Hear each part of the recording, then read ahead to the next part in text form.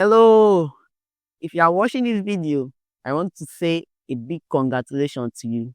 You made it to the end of this series.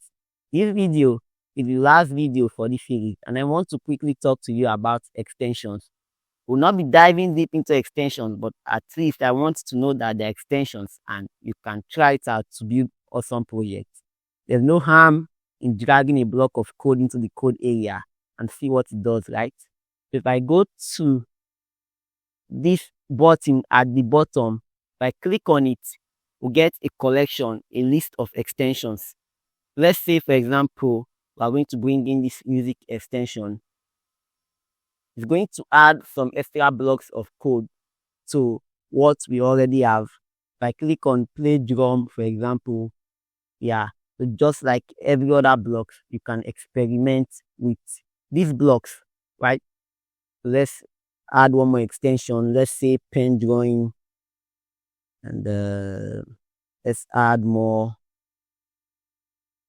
text to speech. If I click on speech, you get hello. So there are so many extensions here. Some of the extensions here are used to interact with hardware. So you can bring in these extensions and connect Scratch to an hardware to program the hardware for robotics, right?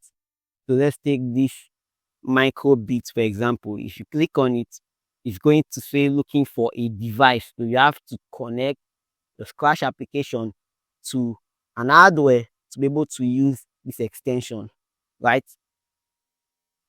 So once again, I want to say a big congratulations to you for making it this far.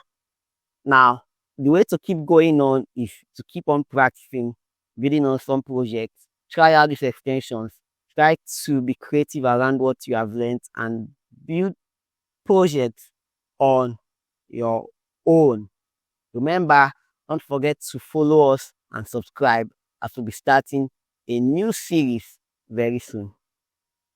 See you again.